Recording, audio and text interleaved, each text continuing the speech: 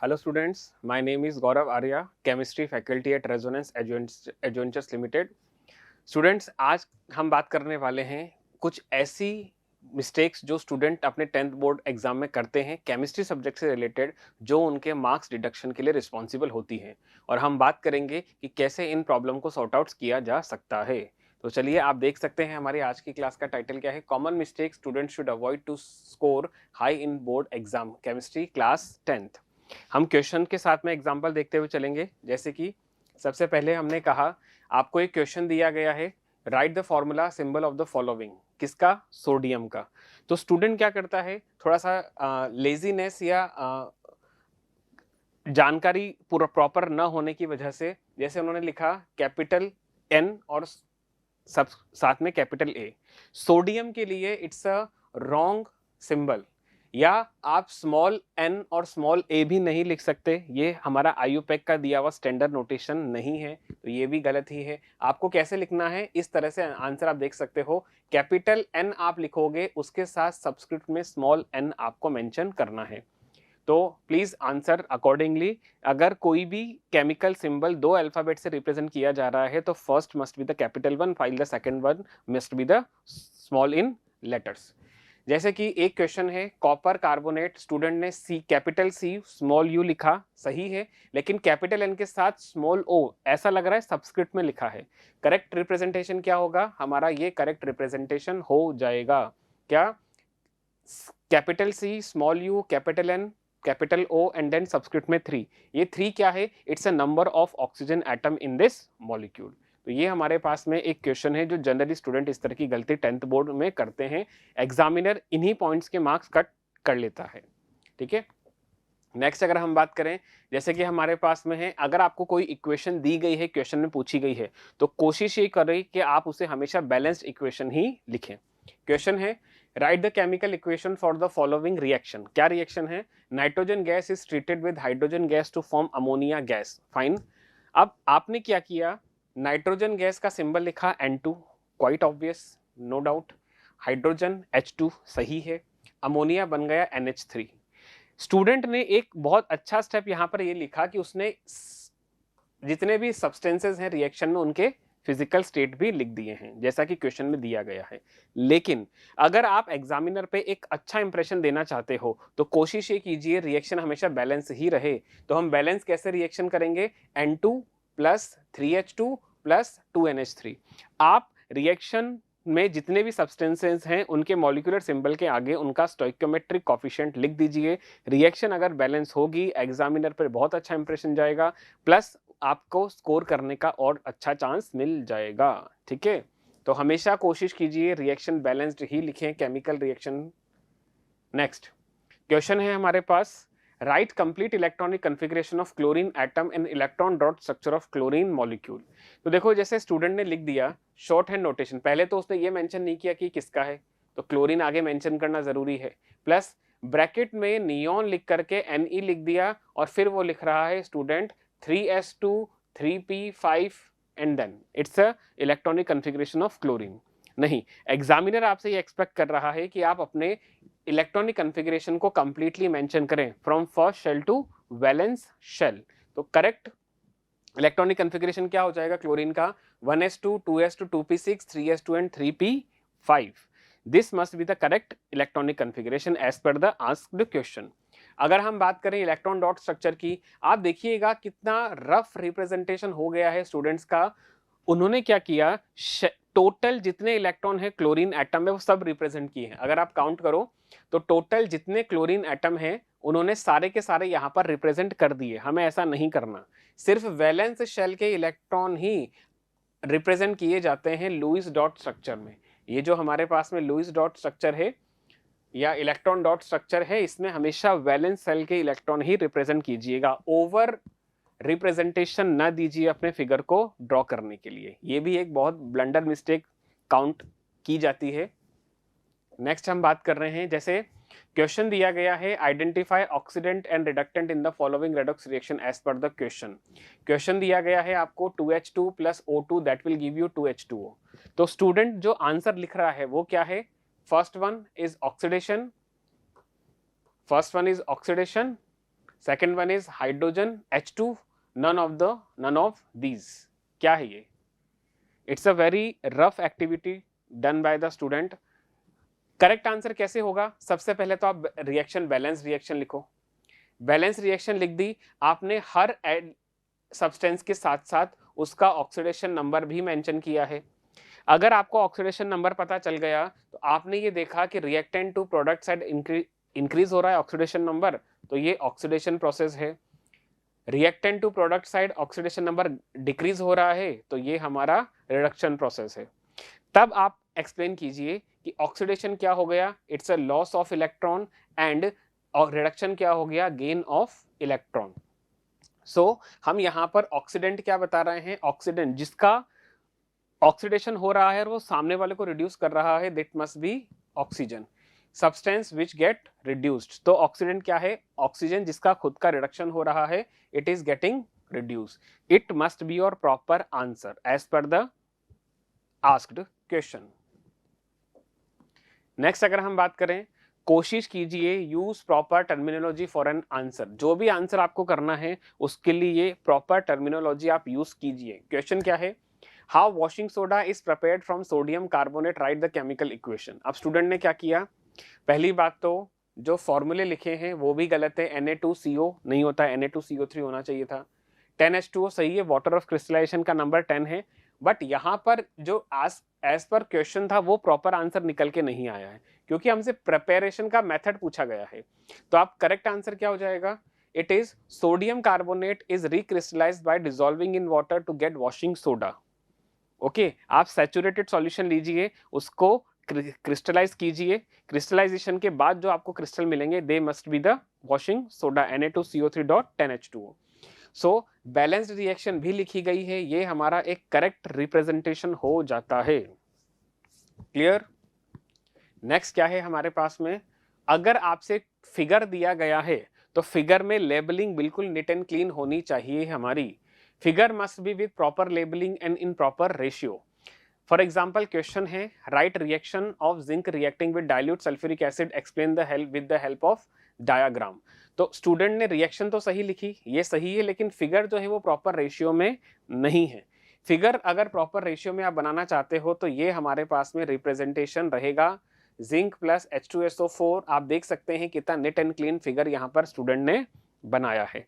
हर चीज का पता लग रहा है। यहाँ पर हमने जिंक ग्रेनुअल्स लिए हैं, डाइल्यूट सल्फ्यूरिक एसिड है, स्टैंड आपने लिया है आयरन का, डिलीवरिंग ट्यूब है, टेस्ट ट्यूब है, हाइड्रोजन गैस के बबल निकल रहे हैं, हमने पानी से पास करवा दिया, सोप सॉल्यूशन से पास कराया तो बबल बनेंगे, बर्निंग मैस्टिक लेकर के जाओगे तो पॉप साउंड से बर्न करेगा। सारी इंफॉर्मेशन फिगर में दी गई है।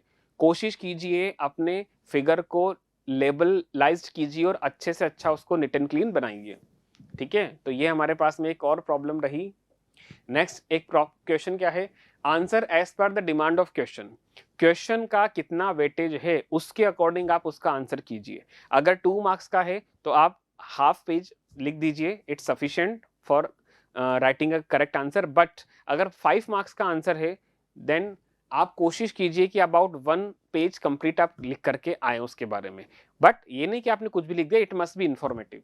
क्वेश्चन है, write 2 differences between physical and chemical change, give 1 example of each. अब 2 मार्क का क्वेश्चन मेंशन किया गया है। ये क्वेश्चन कितने का है? ये लिखा है 2 मार्क्स का। स्टूडेंट ने क्या किया? पूरा पेज जो है वो कंप्लीट लिख दिया है। एग्जाम्पल भी लिखे हैं, मोर देन 1 एग्जाम्पल है, बट अच्छा है, स्टूडेंट को नॉलेज है। लेकिन ऐसा ना हो कि आप एक ही क्वेश्चन में अपनी सारी एनर्जी, अपना टाइम लगा दें, ताकि बाकी क्वेश्चन जो आपका टाइम कंज्यूम करेंगे सबसे ज्यादा, उनमें फिर आपको टाइम डिडक्ट करना पड़ेगा। अगर आपसे 2 चेंजेस पूछे गए हैं तो देखो स्टूडेंट ने क्या किया, गलती से कितने सारे चेंजेस यहां पर मेंशन कर दिए हैं, 1 2 3 4 5। क्यों भाई? जब आपसे 2 चेंजेस पूछे हैं तो 2 ही आप मेंशन कीजिए।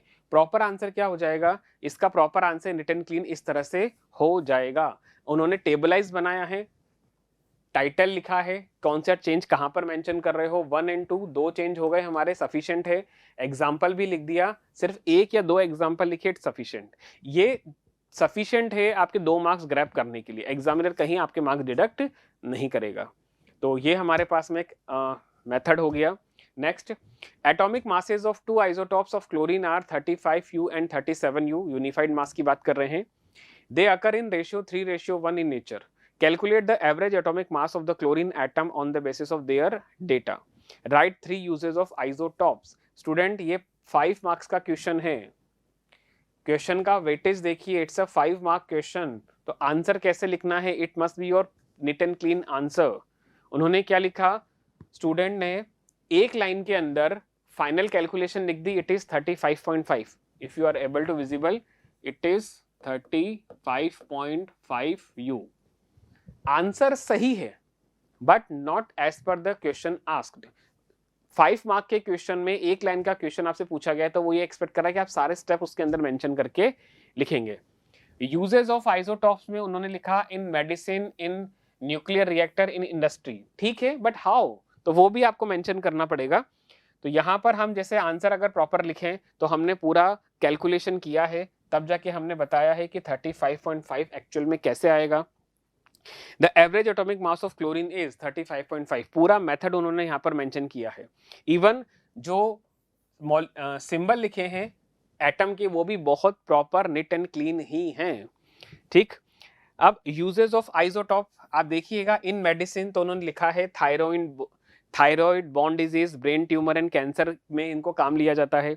रेडियो एक्टिव आइसोटॉप है आयोडीन 131, इसे भी हम गॉइटर डिजीज क्योर करने के काम में लेते हैं. तो सारी चीज वहां मेंशन की गई है. कोशिश कीजिए 5 मार्क के अकॉर्डिंग अपना आंसर आप जस्टिफाई कर सको. तो जो भी प्रॉब्लम, जो भी मिस्टेक स्टूडेंट्स ने, मैंने आपको क्वेश्चन के साथ में यहाँ पर रिप्रेजेंट की, जो भी मिस्टेक स्टूडेंट ने की है उनको कैसे रिजॉल्व किया जाए. पहले तो क्वेश्चन को प्रॉपरली रीड कीजिए. क्वेश्चन को 1 और 2 टाइम्स आप रीड करिए, क्वेश्चन को समझिए, then you will get to know कि एक्चुअल में आंसर एग्जामिनर हमसे पूछ क्या रहा है और एग्जाम आंसर हमें क्या लिखना है. Second, write answer according to the marks with example, मैंने आपको समझाया. Third, remember and write correct symbol and formula of the compound. कोशिश करो, कोशिश नहीं, हमें करना ही है क्या, कि जितने भी सिंबल हैं आइदर ऑफ एलिमेंट और मॉलिक्यूल, आपको एग्जैक्ट करेक्ट फॉर्मूला लिख करके आना है. Fourth, sleep on time and have at least 7 to 8 hours of sleep before exam to stay fresh. Exam से पहले हेजिटेट नहीं होना है, अपने माइंड को फ्रेश रखिए. एग्जाम शुरू होने के कुछ घंटों पहले तक 7 to 8 आवर की आप स्लीप लीजिए. एक हेल्दी डाइट आप इनटेक कीजिए और कोशिश कीजिए कि अपने माइंड को ज्यादा से ज्यादा रिलैक्स रख सके. टेंशन लेने की कोई जरूरत नहीं है. Next, how to answer your question. Write the given data properly and analyse the given information. जो इंफॉर्मेशन क्वेश्चन में दी गई उसको एनालिसिस कीजिए और तब अपना आंसर प्रॉपर डेटा के साथ में दीजिएगा. Make a flow chart. अगर जरूरी है क्वेश्चन में पूछा गया है तो जहां से आपने स्टार्ट किया, जहां पर आप एंड कर रहे हो, उसको एक फ्लो चार्ट के फॉर्म में रिप्रेजेंट कर सकते हो. Remember all the formula regarding the question. Question में जो भी फॉर्मूले लिखे गए हैं आप उसका नाम लिखो, ब्रैकेट में उसका फॉर्मूला भी लिख दीजिए. फॉर एग्जाम्पल, अगर हमसे पूछा है कहीं पर नाम लिखा, हमने लिखा है इथाइल एल्कोहल. अगर इथाइल एल्कोहल लिखा है तो उसके आगे आप ब्रैकेट में उसका केमिकल फॉर्मूला C2H5OH इस तरह से लिख करके आइएगा. ठीक है, remember formula regarding the question. Highlight the answer. जो की वर्ड है आपके आंसर के उनको हाईलाइट कीजिए. जैसे अगर आप ब्लू पेन यूज कर रहे हैं तो आप ब्लैक पेन से उनको अंडरलाइन कर दीजिए. बहुत अच्छा इंप्रेशन जाता है एग्जामिनर पे. कोशिश कीजिए हर एक आंसर जो कंप्लीट हो जाए उसके बाद में 2 से 3 लाइन आप ब्लैंक रख दें और 2-3 लाइन छोड़ने के बाद आप अपना नेक्स्ट क्वेश्चन आंसर करना शुरू करें. It look presentable. ये काफी अच्छा नीट एंड क्लीन प्रेजेंटेशन होता है आंसर की का. Next, right the correct question number for particular answer. Student, ये बहुत जरूरी है. आई रियली अप्रिशिएट कि अगर स्टूडेंट अपने आंसर के साथ करेक्ट क्वेश्चन नंबर ही मेंशन कर रहा है. स्टूडेंट जल्दीबाजी में हेजिटेट होकर के ऐसा करते हैं क्या कि वो आंसर 4th क्वेश्चन का लिख रहे हैं, उसमें नंबर 3 डाल देते हैं. एग्जामिनर के लिए बहुत प्रॉब्लमेटिक हो जाता है. तो हम जस्टिफाई नहीं कर पाते कि क्या आंसर आपके माइंड में था और आप क्या लिखना चाह रहे थे. It really interesting. आप इस पॉइंट को बिल्कुल इंटरेस्टिंगली ध्यान रखिएगा. Next, use black pen for question numbering and formula. अपने आंसर शीट को रिप्रेजेंटेबल बनाने के लिए सिर्फ 2 पेन यूज कीजिए।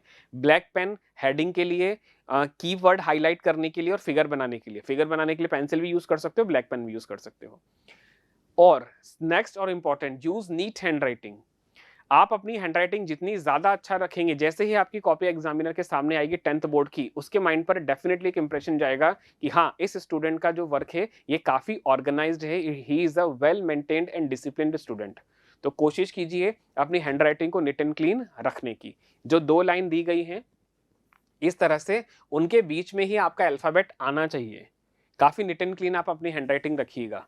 तो स्टूडेंट्स, ये था हमारे पास में 10th बोर्ड के अंदर केमिस्ट्री सब्जेक्ट में कैसे आप ज्यादा से ज्यादा मार्क स्कोर कर सकते हैं, इससे रिलेटेड डिस्कशन, और क्या मिस्टेक्स हैं जो हमें 10th बोर्ड के अंदर अवॉइड करनी चाहिए रिलेटेड टू केमिस्ट्री सब्जेक्ट।